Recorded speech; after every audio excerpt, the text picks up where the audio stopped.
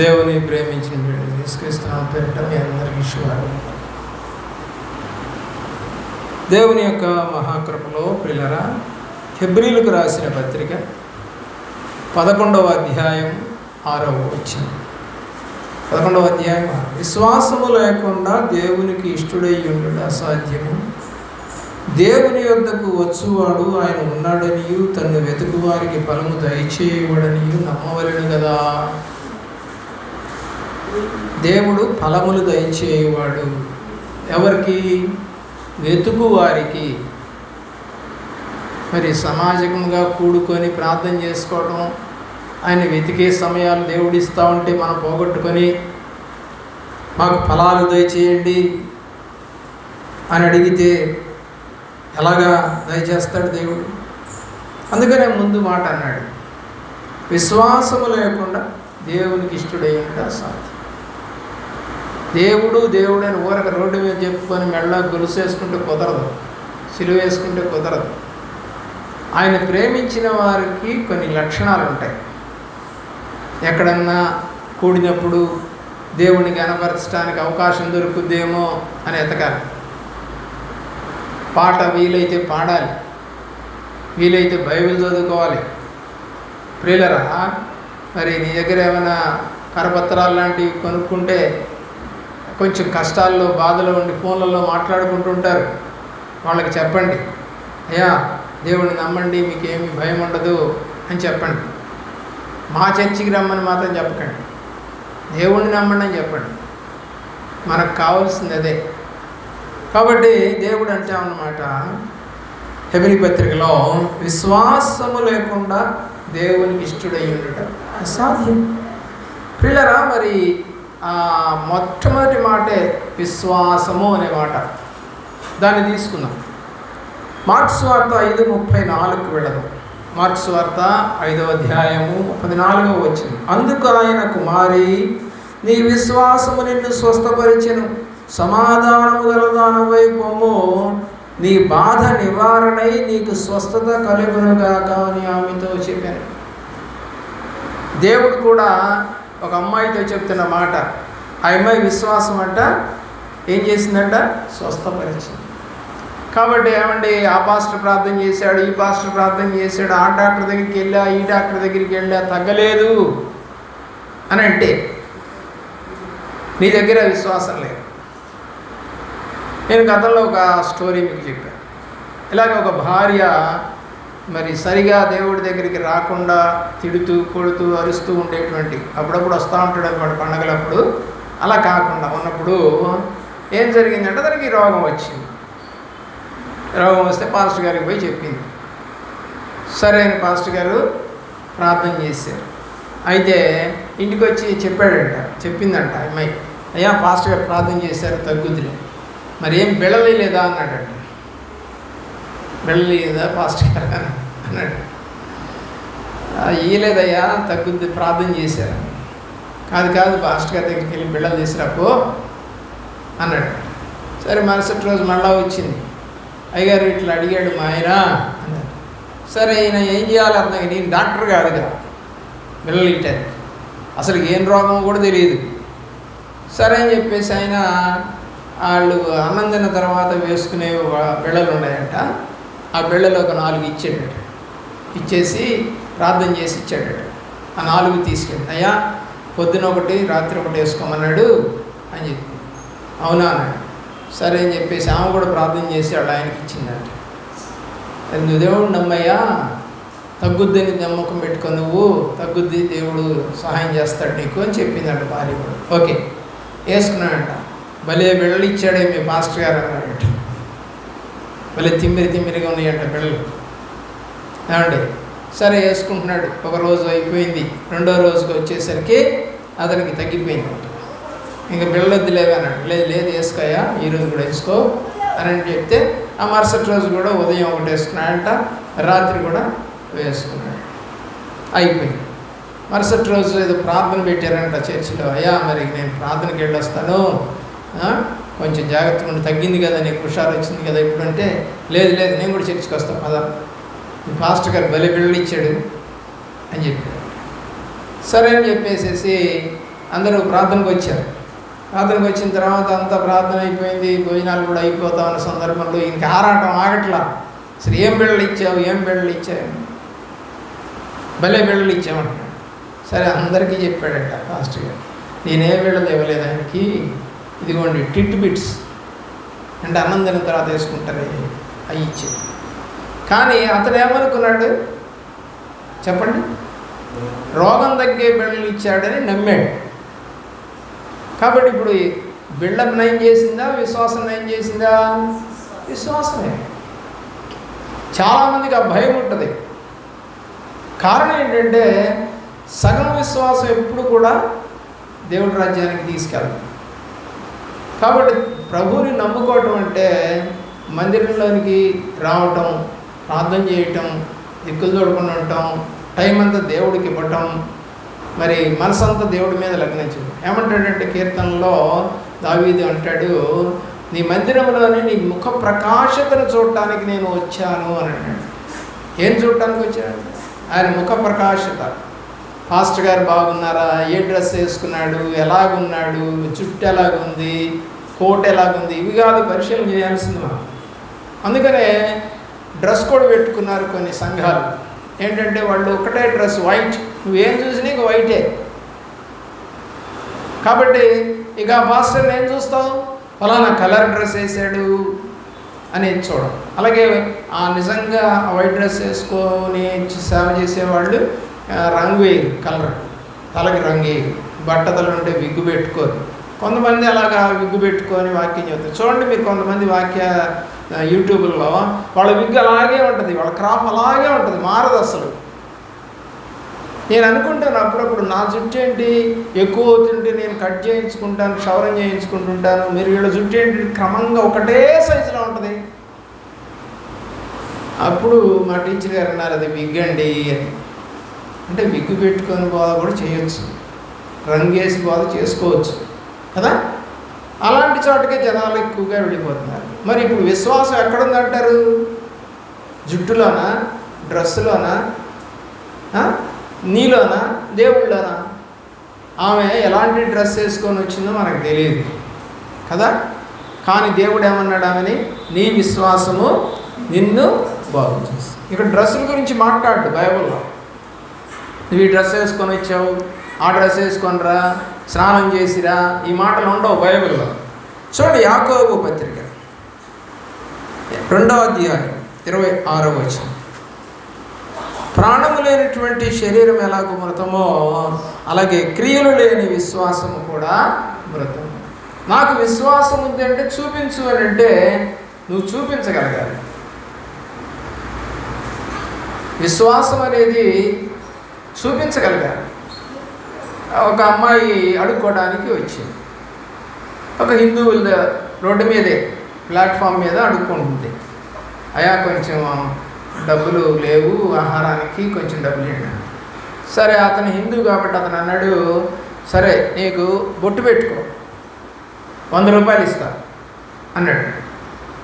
యూట్యూబ్లోనే వచ్చింది, already upload చేశారు. సరే ఆమె మరి యేసు ప్రభుని నమ్ముకున్నానయ్యా నేను అని చెప్పింది. నువ్వు బొట్టు పెట్టుకో, యేసు ప్రభుని నమ్ముకుంటే ఇప్పుడు డబ్బులు నీకు ఇవ్వట్లేదు కదా యేసు ప్రభు. పోనీ మీ వాళ్ళు, మీ క్రైస్తవులు ఎవరు ఇవ్వట్లేదు కదా నీకు, మా దగ్గరికి వచ్చావు కదా, కాబట్టి మా బొట్టు పెట్టుకో, 100 రూపాయలు ఇస్తాం, బతుకు, తిను, 2 రోజులు 2 కేజీలు బియ్యం తెచ్చుకొని తిను, 3 కేజీలు బియ్యం తెచ్చుకు తిను అన్నాడు. అంత కాదులేయ్యా, నీకు ఇష్టమైతే ఇయ్యి అంది. అంటే నువ్వు కడుపు మార్చుకొనైనా ఉంటావు కానీ బొట్టు పెట్టుకొని మా డబ్బులు తీసుకోవన్నమాట. మరి మా డబ్బులు వద్దన్నప్పుడు నువ్వు మా దగ్గరికి ఎందుకు వచ్చావు? ఆమె లేడీ ఏం ఎదురు మాట్లాడాల, మౌనంగా వెళ్ళిపోయిందండి. డబ్బులు తీసుకోవాలి, బొట్టు పెట్టించుకోవాలి. విశ్వాసం కనపడిందా లేదా? అందరూ చూస్తూ ఉన్నారు, చుట్టుపక్కల వాళ్ళంతా రోడ్డు మీదే. విశ్వాసము చూపించేటట్టు అవకాశాలు నీకు దేవుడు ఇస్తున్నాడు, కానీ కొంతమంది చూపించలేరు. ఏమ్మా అక్కడ తగాదా ఆడుకుంటూ బూతులు మాట్లాడుకున్న వాళ్ళ దగ్గర ఎందుకు కూర్చుంటున్నావు? నువ్వు విశ్వాసివి కదా, నువ్వు రక్షణ పొందావు కదా అని అంటే ఈ ఎవరెవరు అరుచుకుంటున్నారు చూద్దామని. అంటే ఆ బూతులన్నీ నువ్వు వింటున్నావు, తప్పు కదా. ఇప్పుడు ఉండకూడదని కీర్తన 1లో రాసింది కదా, మరి ఎందుకు నువ్వు ఉంటున్నావు?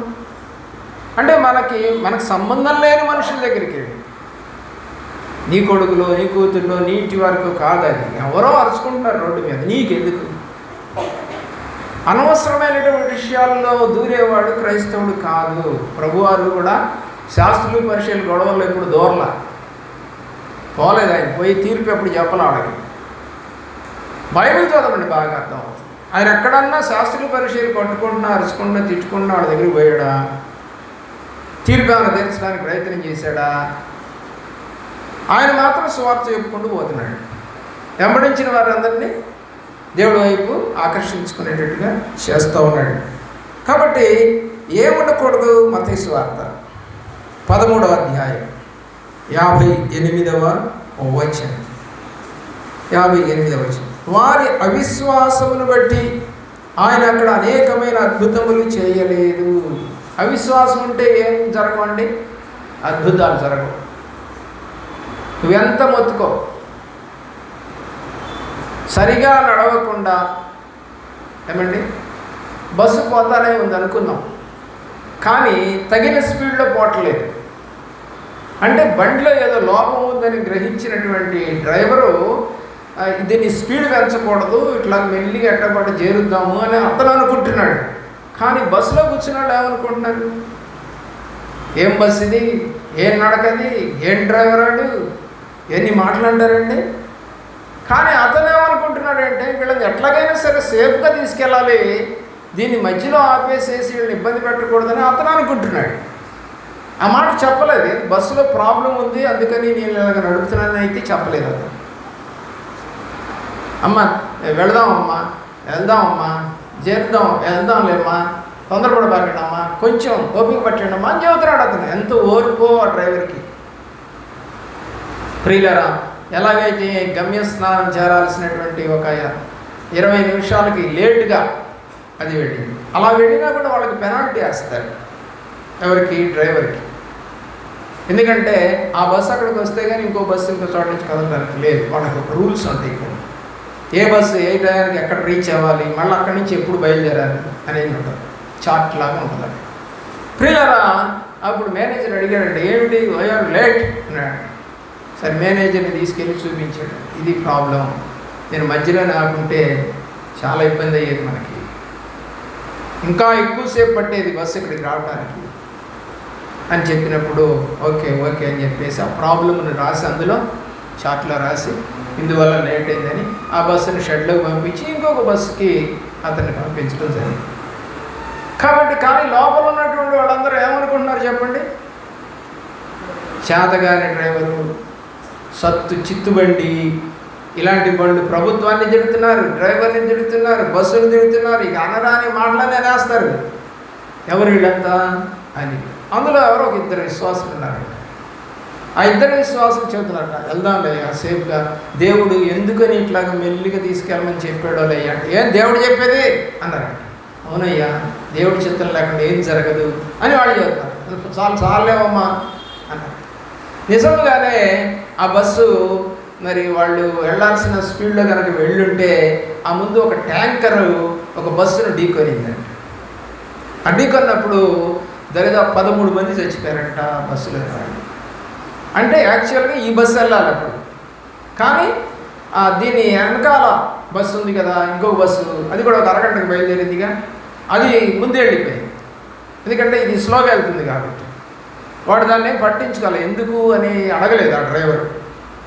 ఇప్పుడు ఏమైందంటే ఆ బస్సు వెళ్ళింది, మామూలు స్పీడే వెళ్తుంది అది కూడా, కానీ అది వెళ్ళటం వల్ల యాక్సిడెంట్. అప్పుడు ఆ క్రైస్తవురాల్ని అన్నారంట, అమ్మా నువ్వు అన్నమాట నిజం, ఎందుకు దేవుడు స్లోగా నడిపించాడో మనకు తెలియదని అన్నావు కదా, ఇందుకేనమ్మా, లేకపోతే 13 మంది ప్రాణాలు పోయి. ప్రియులారా, విశ్వాసం అనేది చూపించగలగాలి. నువ్వు విశ్వాసం కనపడుతుంది, చూపించవచ్చు, దాన్ని ఆలోచన చేయండి. విశ్వాసం లేకుండా ఉంటే అక్కడ అనేకమైన అద్భుతాలు దేవుడు చేయలేదు. 2 కొరింథీ పత్రిక 4వ అధ్యాయము 4వ వచనం. ఎవరికి దేవుడి యొక్క శక్తి కనపడదో రాశారు అక్కడ. చదవండి. దేవుని స్వరూపమై ఉన్నటువంటి క్రీస్తు మహిమను కనపరచు సువార్త ప్రకాశము.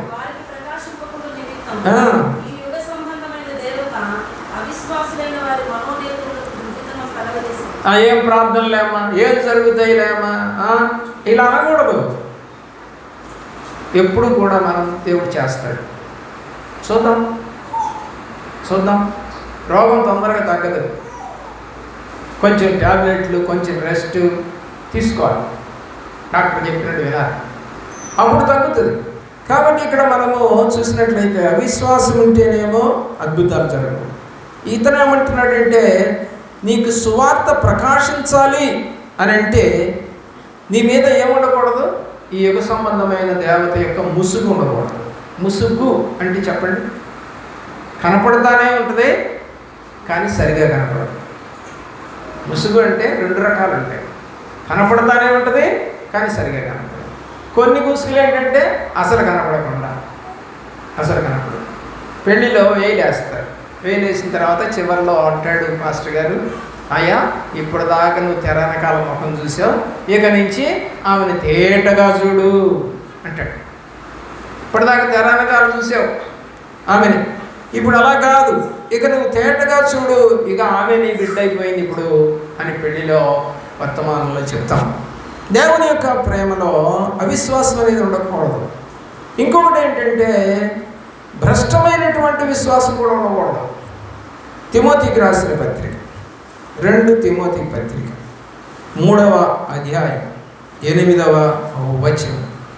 ఎన్నే ఎంబరే అనేవారు మోషేను ఎదిరించినట్టు వీరును చెడిన మనస్సు కలిగి విశ్వాస విషయంలో విశ్వాసం తగ్గిపోతే ఏం చేస్తామంట? ఎదిరింపులు వస్తాయట. భ్రష్టత్వం వచ్చిందనుకో విశ్వాసంలో, మీ పాస్టరా మాకు తెలుసులే, ఆయన మాకు తెలుసులే అంటే ఎలా జరిగిపోద్దంటే నీతిగా నడిచే పాస్టర్ మీద కూడా నిలరాస్తారు. చెప్పి అది దాన్ని ఏమంటాడంటే ఇక్కడ విశ్వాస భ్రష్టత్వం. విశ్వాస భ్రష్టత్వం ఎవరికైతే ఉంటుందో ఏమండి, దేవుని ప్రేమిస్తున్నటువంటి ప్రేమిళ్ళ వారు సత్యమును ఎదిరిస్తారు. సత్యం అంటే ఎవరు? దేవుడు. యోహాను రాసిన సువార్తలో దేవుడు చెప్తా ఉన్నాడు, నేనే సత్యం, నీ వాక్యమే సత్యం. కాబట్టి సత్యం ఎవరు అంటే దేవుడు. అంటే ఎవరిని ఎదిరించినట్టు? నీతిగా నడుస్తున్నటువంటి వ్యక్తిని ఎదిరించినట్టుగా మనం అనుకుంటే, కానీ అతను సత్యవాక్యమును ప్రకటిస్తుంటే కూడా నువ్వు ఎదిరిస్తున్నావు అని అంటే ఎవరిని ఎదిరించినట్టు అవుతుంది? దేవుడిని. దాన్ని ఏమన్నాడు ఇక్కడ? విశ్వాస భ్రష్టత్వము. విశ్వాసంలో భ్రష్టత్వం ఉండకూడదు. ఇంకొకటి చూస్తే నీ విశ్వాసం ఎలా ఉండాలంటే స్థిరంగా ఉండాలి. చాలామందికి స్థిరమైన విశ్వాసాలు ఉన్నట్టుగా నేను గమనించాను. కష్టాలు వస్తే తొలగిపోతారు, బాధలు వస్తే తొలగిపోతారు, అవమానాలు వస్తే తొలగిపోతారు, ఏమంటే దుఃఖం వస్తే తొలగిపోతారు. ఏం పోతాంలే మాటి మాటికి చర్చికి, టైం ఉంటే నువ్వు దేవుడి సన్నిధిలో గడపాలని బైబిల్ చెప్తాను. మార్క్స్ వార్త 1:35లో ప్రభువైన యేసుక్రీస్తు వారు రోజు ప్రార్థన చేసే అలవాటు ఉంది ఆయనకి. ఒక టైం అని పెట్టుకున్నాడు. సాయంకాలం పెందల గడనే లేచి ఆయన చీకటి ఉండగానే కొండ మీదకి వెళ్ళి ప్రార్థన చేశాడు. ప్రియులారా, నీకు ఎవరు అవసరం లేదు. అసలు విశ్వాసం కనుక నీకు ఉంటే నీ అంతటా నీవే వెళ్ళగలుగుతావు. అంతే తప్ప ఎవరి కోసం ఎదురు చూడమ్మా. ఎప్పుడైతే విశ్వాసం తగ్గిపోతుందో అప్పుడు మనం ఎదురు చూడాల్సి వస్తుంది. ఆ ఎదురు చూసే మనస్తత్వం నీకు దూరము అవును కాక. స్థిర విశ్వాసం. నేను చూడండి, కొలస్సీలకు రాసిన పత్రిక 2వ అధ్యాయము 5వ వచనం. నేను శరీర విషయములో దూరముగా ఉన్నను, ఆత్మ విషయంలో మీతో కూడా ఉండి మీ యోగ్యమైన ప్రవర్తనను క్రీస్తునందులో మీ స్థిర విశ్వాసమును చూసి ఆనందిస్తున్నాను. మీరు పడిపోలేదు, మీరు జారిపోలేదు, మీరు వెనక్కిపోలేదు. ఏ విశ్వాసం అంటే? స్థిర విశ్వాసం.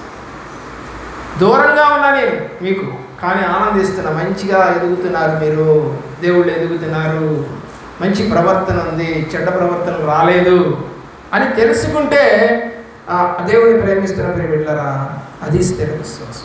ఆత్మ విషయములో మీతో కూడా ఉండి, దూరంగానే ఉన్నారు కానీ ఆత్మ ఎక్కడుంది? దగ్గరగానే. దేవుడు ఇక్కడ ఉన్నాడా? దూరంగానే ఉన్నాడు కానీ ఆత్మ ఎక్కడుంది? మన మధ్యనే ఉంది. నమ్మాలంతే కాదు. మరొకటి ఏంటంటే 6వ విషయము భ్రష్టమైన విశ్వాసం. ఏ విశ్వాసం అండి? భ్రష్టమైన. 1 తిమోతి గ్రంథము 1వ అధ్యాయము 19వ వచనం. అట్టి మనస్సాక్షిని కొందరు త్రోసివేసి విశ్వాస విషయమై ఓడ బద్దలైపోయిన వారి వలె. ఓడ బద్దలైతే బతుకుతారండి? ఈత వచ్చినాడా అంటే అది దూరంగా మధ్యలోకి పోయినప్పుడు వాడు ఎదుగు రావాలంటే కష్టమేమో. ఎందుకంటే వాడు నదుల్లో కాలువల్లో ఈది ఉంటాడు, సముద్రంలో ఈది ఉంటాడు, కష్టమైపోతుంది. కాబట్టి ఇక్కడ బద్దలైపోయినటువంటి విశ్వాసం. నడుస్తూనే ఉంటావు దేవుళ్ళు, కానీ అప్పుడప్పుడు బ్యాక్ స్లైడర్ అంటారు ఇంగ్లీష్లో, అలాగే బ్లాక్ షీప్ అంటారు. అంటే ఈ నల్ల గొర్రె. అన్ని తెల్ల గొర్రెలేనంట, ఒకటి నల్ల గొర్రె. Who is black sheep? ఎవరు వెనక్కి తిరిగిపోయిన వాడు. Who is backslider? ఎవరు వెనకడుగు వేసిన వారు. ఏం లేదండి వాళ్ళకి, స్థిరమైనటువంటి విశ్వాసాలు లేవు. భ్రష్టమైన విశ్వాసం వారికి వచ్చింది. దేవుని యొక్క ప్రేమలో మనస్సాక్షిని కొందరు త్రోసివేస్తూ ఉన్నారు. మనస్సాక్షి త్రోసివేస్తే కుటుంబాలు పాడైపోతాయి, జీవితాలు పాడైపోతాయి, మందిరాలు పాడైపోతాయి, దేశమే పాడైపోతుంది. మనస్సాక్షి లేని వాళ్ళ వల్లే దౌర్జన్యం పెరుగుతుంది, సంఘాల్లో కానీ సమాజంలో కానీ. ప్రియులరా, మరొక విషయం, 7వ విషయం మనం చూస్తే నిష్కపటమైన విశ్వాసం. అంటే నిష్కపటమైన విశ్వాసం అంటే స్వచ్ఛంగా ఉంటారు. అమ్మ పాస్ అయ్యావంటే పాస్ అయ్యానండి అన్నట్టు. ఏంటి అలా తలకాయ దించుకోవాలా చెప్తున్నావు? ఏమండి అప్పుడు తల్లి చెప్తుందంటే, తండ్రి చెప్తున్నాడు, ఒకటి తప్పింది అయ్యారు. మరి తప్పారండి అని ఎదురు చూసి చెప్పొచ్చుగా. ఎందుకని? సిగ్గా, అవమానమా, బాధ. తప్పావు కదా, ఆల్రెడీ అందరికీ తెలిసిపోయింది కదా, నీ కాలేజీలో లేకపోతే నీ చుట్టుపక్కల వాళ్ళకి తెలిసిపోయింది కదా, మళ్ళీ పరీక్షలు రాస్తున్నావు కదా, నువ్వు తెలిసినట్టే కదా అది. అంటే కొంచెము మనము మొహమాట పడేటువంటి గుణాలు ఉంటాయి మనుషులకి. కానీ బైబిల్ ఏం చెబుతుందంటే, దేవుడు శాస్త్రులు పరిచయాలు వచ్చి దేవుడితో అంటున్నారు, నువ్వు మోమోటము లేకుండా మాట్లాడేవాడివి, నీకు అసలు మొహమాటాలే ఉండవు. కనపడింది ఎప్పుడు? మీరు చూసారా వాక్యం? పట్టుకోగలరా? మోమోటము లేకుండా మాట్లాడేటువంటి మనస్తత్వము దేవునిదండి. మొహమాటం ఉండకూడదు. మొహమాటం ఎప్పుడైతే ఉంటుందో ఏమండి, అప్పుడు మనము దేవుడిని దూరం పెడతాం. మొహమాటం అనేది ఎప్పుడు కూడా మంచిది కాదు బైబిల్ ప్రకారం. ఎందుకంటే అలాగా మనం కనుక మొహమాట పడితే నిజంగా దేవుడి మాటలు మనకి వినపడవు. చూడండి, మత్తయి సువార్త 22వ అధ్యాయము 16వ వచనం. 16వ వచనం చదువమ్మా. ఎవరిని లక్ష్య పెట్టవనియు మోమాటము లేనివాడవనియు ఎరుగుదుము.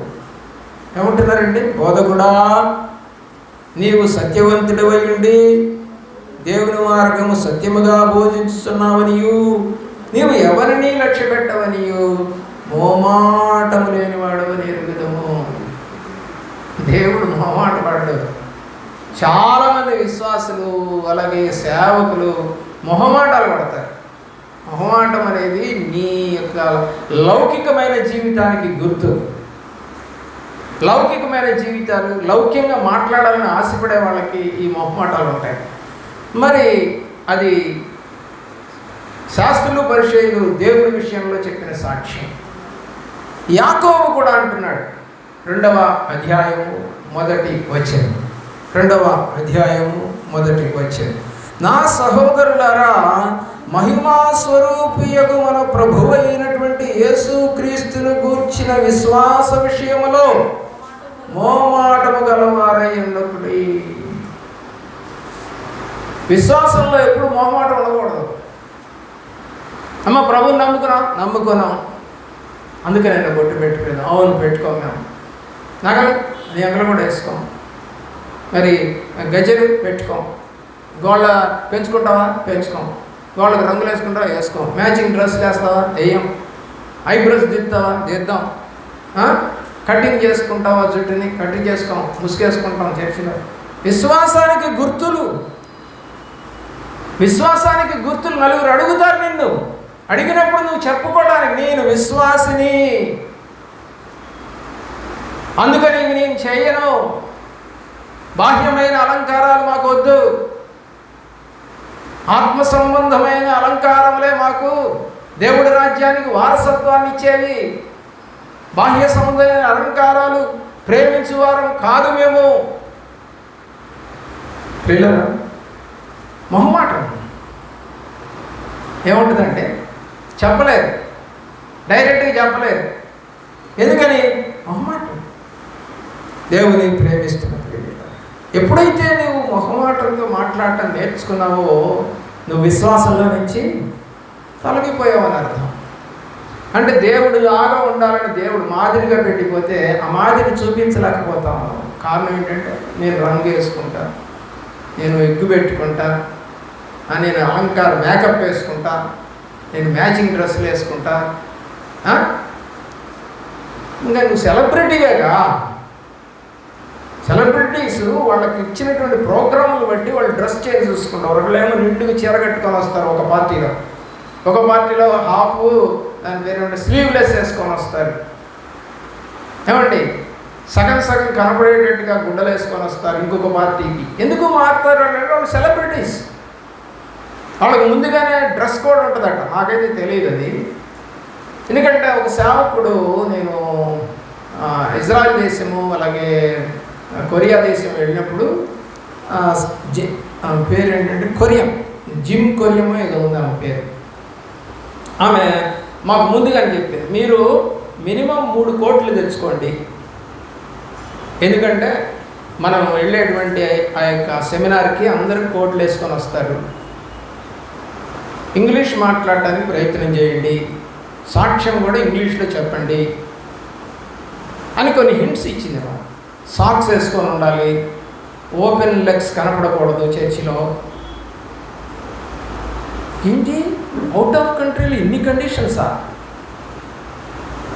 ఆ జెరూసలేం దగ్గరికి, ఆ వీపింగ్ వాల్ దగ్గరికి వెళ్తే వాళ్ళు అంటున్నారు అక్కడ టోపీలు పెట్టారు, మీరు టోపీలు పెట్టుకొని వెళ్ళి అక్కడ ప్రార్థన చేయాలి, టోపీలు లేకుండా ప్రార్థన చేయకూడదు, కాళ్ళు కడుక్కోవాలి. పిల్లరా, ఈ ఇతర దేశాలకు నేను వెళ్ళినప్పుడు కొన్ని కండిషన్స్ చూసినప్పుడు మా చర్చిలో ఒక్క కండిషన్ పెడితేనే నానా మాటలు అంటారు నన్ను. ఈయన ఒక్కడే దిగొచ్చాడు, ఈయన పెద్ద ఏదో పవిత్రుడు అనుకుంటాడు. అలాగా చేయటం అనేది ఒక పద్ధతి, ఒక క్రమం.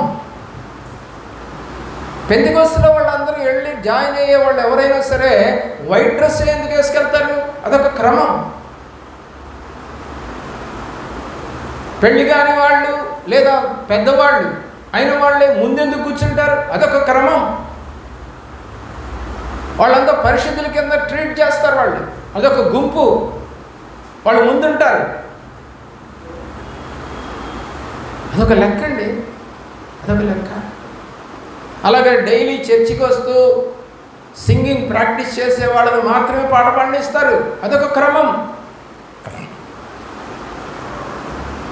ఈ రోజున ఆ క్రమాలన్నీ తప్పిపోయాయి, ఆ పద్ధతులన్నీ పోయాయి. ఎలాగోలా వస్తాం, కూర్చుంటాం, వింటాం, లేకపోతే క్రమాలు అవసరం లేదు. మాకు దేవుడిలాగా మేమే ఉండలేము. ఎందుకంటే మేము దేవుళ్ళమా అంటే దేవుడు అంటా ఉన్నాడు 86వ కీర్తన అనుకుంటాను, మీరు దైవములని మీరు ఎరుగరా? మీరెవరు? మీరు దైవములు అంటే దేవుని అంశతో పుట్టినవారం మనం. కాబట్టి దైవలం దైవములుగా మీరు ఉన్నారని ఎరుగరా. 6వ వచనం అనుకుంటా.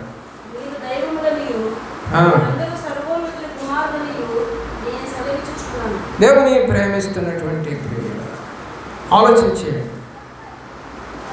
దేవునికి మహిమార్థము మనం నడుచుకోవలసిన వారమే. నిష్కపటమైన విశ్వాసం. 4 మాటలు నేను చెప్పి ముగిస్తాను. చాలా విశ్వాసాలు ఉన్నాయి బైబిల్లో, అందులో కొన్ని మాత్రమే నేను మీకు చెప్తాను. పేతురు మొదటి పత్రిక 1వ అధ్యాయము 7వ వచనం. నశించిపోవు సువర్ణము అగ్ని పరీక్ష వలన శుద్ధి చేయబడుచున్నది కదా, దానికంటే అమూల్యమైన మీ విశ్వాసము ఈ శోధనల చేత పరీక్షకు నిలిచినదై యేసుక్రీస్తు ప్రత్యక్షమైనప్పుడు మీకు మెప్పును మహిమయు ఘనతయు కలుగుటకు కారణమగును. ఏ విశ్వాసం అంటే ఇది? చెప్పండి. అమూల్యమైన విశ్వాసం. ఏ విశ్వాసం? తీతుకు రాసిన పత్రిక 2వ అధ్యాయం 2వ వచనములో, తీతుకు రాసిన పత్రిక 2వ అధ్యాయం 2వ వచనములో లోపము లేని విశ్వాసం అంటాడు. ఏలయనగా వృద్ధులు, మితానుభవము గలవారును, ఏమండి, మాన్యులను, స్వస్థ బుద్ధి గలవారును, విశ్వాస ప్రేమ సహనముల యందు లోపము లేని వారిని, అంటే ఆరోగ్యవంతులుగా ఉండాలని దేవుడు కోరుకున్నాడు. ఎలా ఉండాలంటే విశ్వాసం లోపము లేని విశ్వాసం. ప్రియులారా, 1 కొరింథీ పత్రిక 16వ అధ్యాయము 13వ వచనములో 16-13లో మెలకువగా ఉండుడి. ఎలా ఉండాలి ఇప్పుడు విశ్వాసం? నిలకడగా ఉండాలి విశ్వాసం. పౌరుషము గలవారై ఉండుడి, బలవంతుడి. కొన్ని క్వాలిటీస్ చెప్పాడు విశ్వాసకి. ఎలాగుంటాడంటే వాడు పౌరుషం గలవాడు అంటాడు. ప్రియులారా, తర్వాత ఎలాగుంటాడంట? బలవంతులై ఉంటారు. అంటే వాక్యములో శారీరక కండబలం కాదు, జ్ఞానములో బలము, వాక్యములో బలము, ప్రార్థనలో బలము, ఆత్మలో బలము పొందుకొని ఉంటారు. నా బాహ్య పురుషుడు కృషించుచున్నను, నా అంతరంగ పురుషుడు దినదినము వృద్ధి చెందుతున్నాడు, బలం పొందుతున్నాడు అని పౌలు భక్తుడు రాస్తా ఉన్నాడు. కొరింథీయులకు రాసినటువంటి మొదటి పత్రిక 16వ అధ్యాయం 13వ వచనంలో మెలకువగా ఉండుడి, విశ్వాసమందు నిలకడగా ఉండుడి, పౌరుషము గలవారై ఉండి, బలవంతులై ఉండి. మత్తయి సువార్త 8వ అధ్యాయము 26వ వచనం. అందుకు ఆయన అల్ప విశ్వాసులారా, ఎవరు భయపడతారంట? ఎవరు భయపడతారంట? కింద రాసే, ఎందుకు భయపడుచున్నారని వారితో చెప్పి. ఏమండి, ఎవరికి భయం? అల్ప విశ్వాసం. అంటే దేవుడే ఆ యొక్క నావలో ఉంటే కూడా వాళ్ళు భయపడుతున్నారంటే, ఇప్పుడు కనపడని దేవుడిని చూసి నువ్వెంత భయపడాలో. ఎదురుగా ఉన్నటువంటి వ్యక్తిని చూసేవాళ్ళు భయపడుతూ ఆ గాలి తుఫాన్లకి, ఏమయ్యా మేము నశించిపోతున్నావు, ఆ మాత్రం తెలియదా, నిద్రపోతున్నావు ఏంటి? నిద్రపోతాడంటే దేవుడు ఆయన కునుకడు, నిద్రపోవడం రాసింటే. కాబట్టి ఏ విశ్వాసం అంటే ఇది? అల్ప విశ్వాసం. లూకాసు వార్త 7:9, లూకాసు వార్త 7వ అధ్యాయం 9వ వచనం. యేసు ఈ మాటలు విని అతని గూర్చి ఆశ్చర్యపడి తన వెంట వచ్చుచున్నటువంటి జనసమూహము వైపు తిరిగి, ఇశ్రాయేలులోనైనను ఇంత గొప్ప విశ్వాసము నేను చూడలేదని మీతో చెప్పుచున్నాను. ఇక్కడ ఒక సైన్యాధిపతి వస్తాడు, నువ్వు మాట మాత్రం సెలవయ్యా, నా దాసుడు బతుకుతాడు. ఇశ్రాయేల్లో కూడా నేను ఇంత గొప్ప విశ్వాసం చూడలేదు. తన వాళ్ళలో లేదంట విశ్వాసం, బయటోడికి ఎవరికో ఉంది. అందుకని చాలామంది అంటారు, అన్యుల నుంచి రక్షణ పొందిన వాళ్ళకి విశ్వాసం ఎక్కువ ఉంటుంది, మేము పుట్టు క్రైస్తవులు అనుకున్న వాడికంటే విశ్వాసం తక్కువ ఉంటుంది. ఎందుకంటే వాడేమో అల్లరి పనులు, చిల్లర పనులు చేస్తాడు, వీడేమో వాక్య ప్రకారం నడుచుకోవాలని చూస్తాడు. తేడా ఉంటుంది. కాబట్టి రోమపత్రిక 4వ అధ్యాయం 21వ వచనంలో దేవుని మహిమపరిచి ఆయన వాగ్దానం చేసిన దానిని నెరవేర్చుటకు సమర్థుడని రూఢిగా విశ్వసించి విశ్వాసం వలన బలము పొందాడు. విశ్వాసం ఏమిస్తుంది? బలాన్ని ఇస్తుంది. బలమైన విశ్వాసం. ఏ విశ్వాసం? బలమైన విశ్వాసం. ఇంకొక విశ్వాసం గురించి చెప్పారు ప్రభువారు మత్తయి సువార్త 17:20. అందుకు ఆయన నమ్మి ఆ యొక్క మనిషితో చెప్తున్నాడు, అల్ప విశ్వాసం ఉండటం వల్ల మీరు ఆ పని చేయలేకపోతున్నారు. మీకు ఆవగించంత విశ్వాసం ఉందని ఎలా ఈ కొండను చూసి ఇక్కడ నుండి అక్కడికి పొమ్మనగానే అది పోదు. దానిలో చాలా అర్థం ఉంది, అయితే ఇప్పుడు చెప్పడానికి సమయం కాదు. దాన్ని అర్థం చేసుకోవాలి. దేవుని ప్రేమిస్తుంది. 2 కొరింథీ పత్రిక 13వ అధ్యాయము 5, 6 వచనాలు, మీరు విశ్వాసము గలవారై ఉన్నారో లేదో మిమ్మల్ని మీరే శోధించుకొని చూసుకోండి. ఏం చేయాలంటే విశ్వాసం నీకు ఉందో లేదో నువ్వే శోధించుకోవాలి. నేను ఎలా నడిచాను ఈరోజు?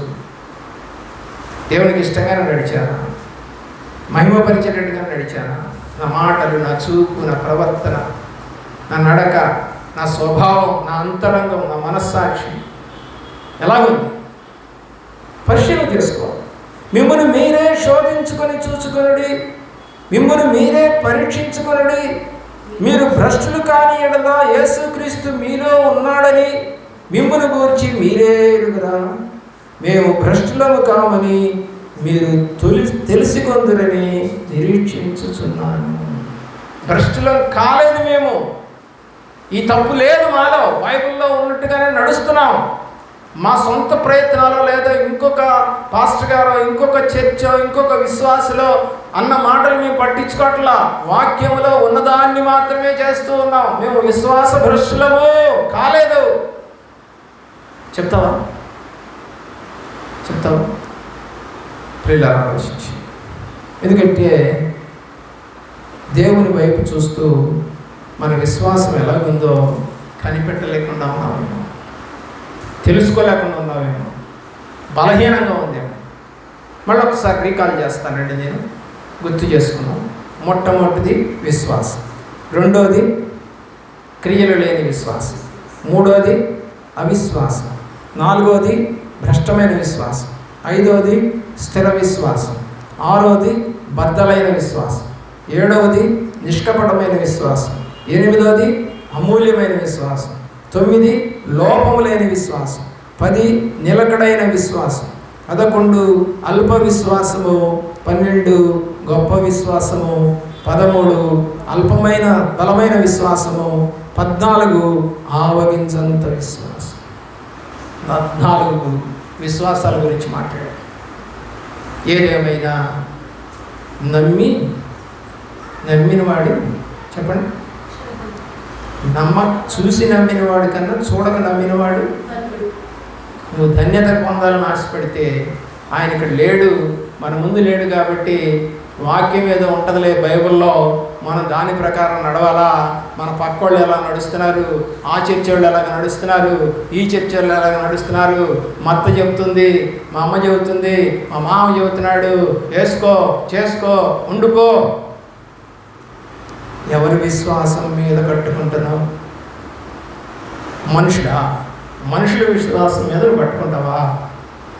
ఏమండి, మనుషుల విశ్వాసం మీద కట్టుకునేవాడు ఇసుక మీద ఇల్లు కట్టిన వాళ్ళలాగా కూలిపోతాడు. వాక్యం అంటే ప్రభు అంటే బండ మీద కట్టుకున్నవాడు ఇల్లు గాలివాన వచ్చినా వరద వచ్చినా కొట్టుకోకూడదు. కాబట్టి ఎవరి మీద కట్టుకోవాలి విశ్వాసాన్ని? ప్రభువులో కట్టుకోవాలి. ఏమన్నారు శిష్యులు? మా విశ్వాసమును వృద్ధిపరచమని అడిగారు. శిష్యులు అడిగారండి, ఎందుకంటే అప్పటిదాకా అన్యులు కదా వాళ్ళు, అన్ని పనులు చేస్తూ వచ్చిన వాళ్ళు. మరి 3 ఏళ్ళు కూడా కావాలా ప్రభు దగ్గరికి వచ్చి, మరి అన్నీ మానేయాలంటే కష్టం కదా. అందుకని మాకు విశ్వాసము వృద్ధిపరచు, మేము తప్పుడు పని చేయకుండా ఉండాలంటే శిష్యులే అడిగారు, నువ్వెంత నేనెంత. మోకరించు, ప్రార్థన చేసుకున్నాం. 2వ వర్తమానం మధ్యన ధ్యానిస్తాం.